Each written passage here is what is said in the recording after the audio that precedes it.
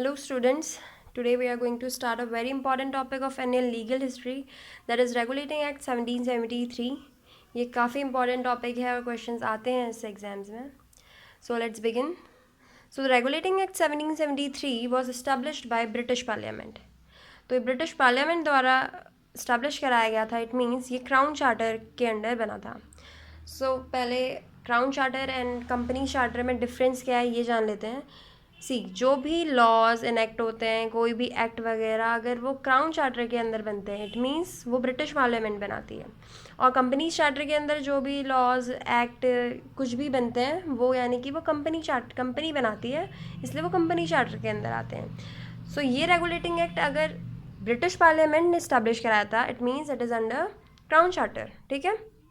So this act was established for its regulation to maintain the affairs of the company in India.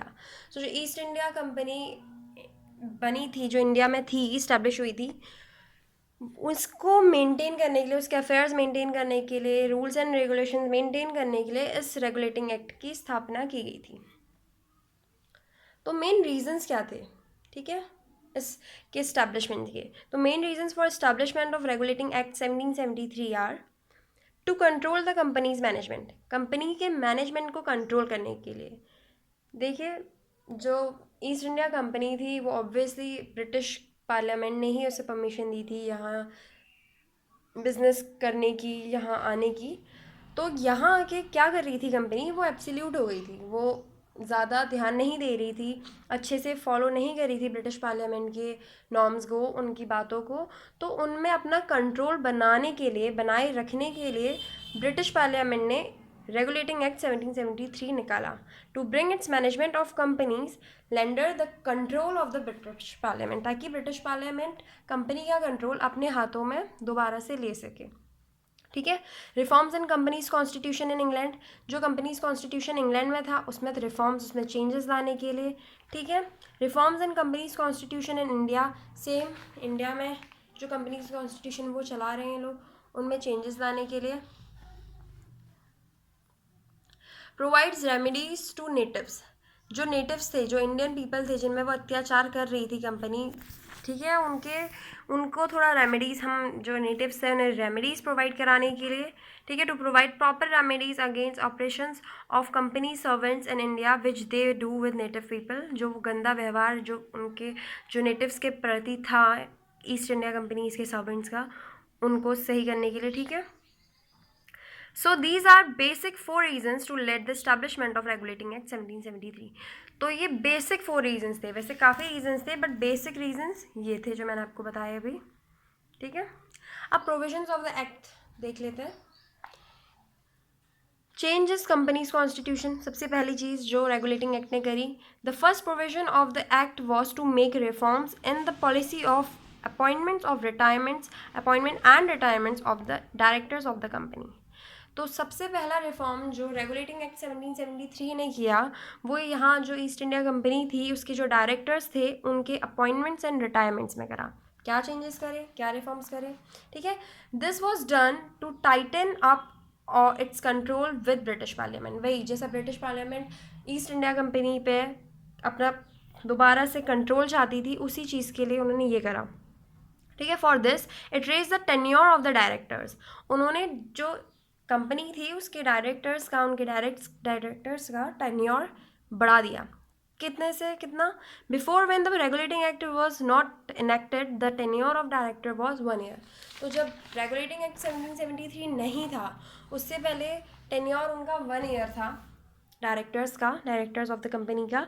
But जब regulating act 1773 आया, ठीक है, उनका tenure बढ़ाकर 1 year से 4 year कर दिया गया.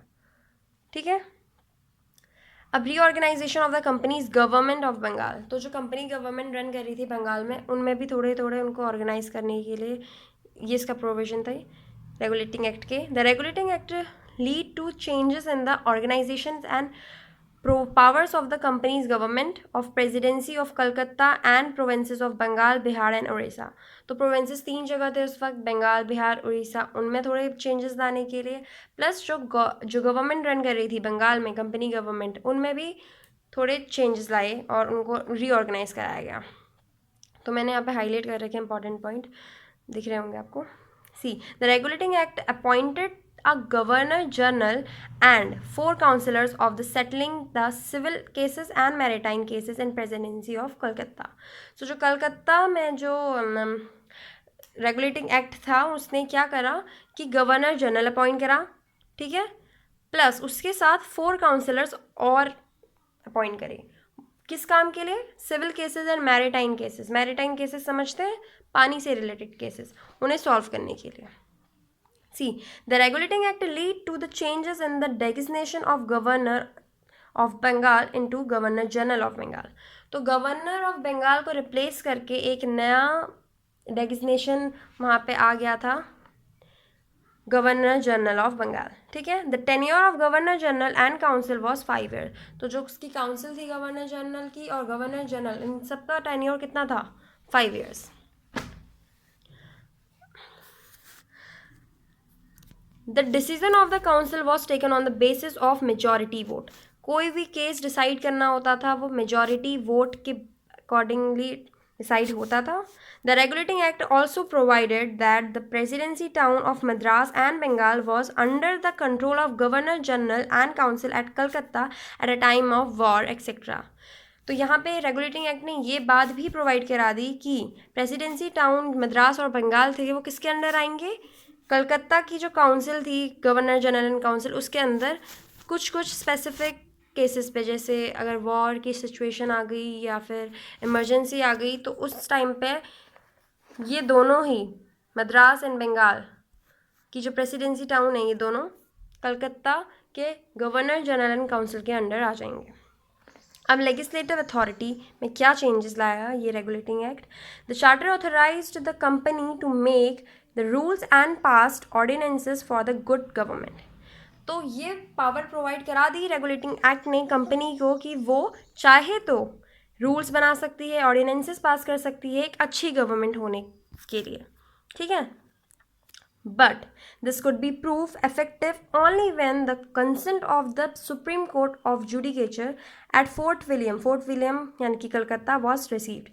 तो वहाँ पे ये सब चीज़ होने के लिए जो इनको लेजिस्लेटिव अथॉरिटी प्रोवाइड कराई थी वो तभी इफेक्ट में आएगी जब वो सुप्रीम कोर्ट की कंसर्ट लेंगे। सुप्रीम कोर्ट ऑफ जुडिकेचर जो कलकत्ता में सिचुएटेड थी उसकी जब वो परमिशन लेंगे और उन्हें कंसेंट मिल जाएगी तभी वो ऑर्डिनेंसेस और रूल्स वैलिड होंगे, ठीक है।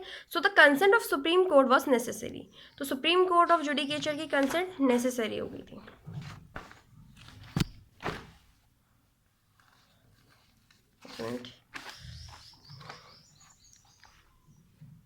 तो 2 main features of legislative system पढ़ते हैं। पहला, it abolished the unnecessary delay which was caused due to rule of taking consent from company's directors setting in England. तो पहले क्या होता था, जब ये सुप्रीम कोर्ट ऑफ जुडिकेचर की परमिशन नहीं चाहिए होती थी तब सिचुएशन और भी टफ पड़ती थी।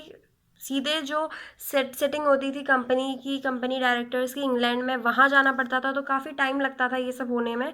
बट अब जल्दी ही हो जाएगा क्योंकि सुप्रीम कोर्ट ऑफ जुडिकेचर यहीं इंडिया में कलकत्ता में थी, ठीक है। It put an effective control on the power of governor general and council. तो इन्होंने क्या कर दिया था कि जो गवर्नर जनरल की जो पावर थी उसमें एक इफेक्टिव कंट्रोल भी लगा दिया था, यानी कि अगर वो सुप्रीम कोर्ट की कंसेंट नहीं लेंगे तो उनकी बात वैलिड ही नहीं होगी। तो इसलिए क्या हो गया था कि गवर्नर जनरल पे कंट्रोल भी बना दिया था। A prohibition of private trading and accepting presents etcetera, ये सब भी बंद कर दिया था। कैसे? The act provided that the governor general, members of council or judge of supreme court could not do any private trading and they could not accept any presents, gift etc। ये सब क्यों बैन कराया गया?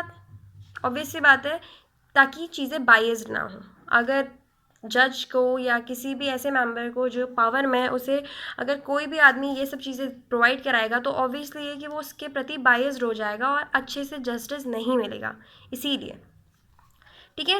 Any offences and crimes committed by जजेस, governor general, members of council could be trialled and punished by the courts of king in council. तो courts of king in council कहाँ थी, याद है आपको? वो है इंग्लैंड में। तो अगर इनमें से कोई जज या गवर्नर जनरल या मेंबर ऑफ काउंसिल कोई भी क्राइम करते हैं, कोई भी क्राइम कमिट करते हैं, तो सीधे किंग एंड काउंसिल जो इंग्लैंड में सिचुएटेड थी वहाँ जाना पड़ेगा। तो यही इसका एक डिमेरिट है। आप समझते हैं कि देखा जाए तो ये लोग अगर क्राइम वगैरह करते हैं तो इनको पनिशमेंट मिलने में कितना टाइम लग जाएगा, क्योंकि जाना तो सीधे इनका ट्रायल सीधे किंग एंड काउंसिल वाली कोर्ट जो इंग्लैंड में वहीं होगा। तो ये थोड़ा डिमेरिट था इस रेगुलेटिंग एक्ट का। अब establishment of supreme court of judicature at Calcutta कैसे इस्टेब्लिशमेंट कराएगी? The regulating act authorized a crown to issue a charter to establish a supreme court at Fort William. तो रेगुलेटिंग एक्ट ने ही authorised किया था कि crown को कि क्राउन एक ऐसा चार्टर इशू कराएं जो स्टैब्लिश करा सके सुप्रीम कोर्ट ऑफ जुडिकेचर कहाँ पे? At Fort William. Fort William Calcutta ही है, डोंट गेट कन्फ्यूज्ड, ठीक है। The governor general member of council and जज are authorised to act as a justice of peace. तो कौन कौन जस्टिस ऑफ पीस की तरह एक्ट करेंगे? Governor general, member of council and जज वर ऑथराइज्ड। तो जज, governor general and member of council justice of piece होते थे, याद रखिएगा, जस्टिस ऑफ पीस, ठीक है। दे held a quarter session for administration of criminal justice. वो क्वार्टर सेशंस लगाते थे क्रिमिनल जस्टिस को के सेशंस के लिए।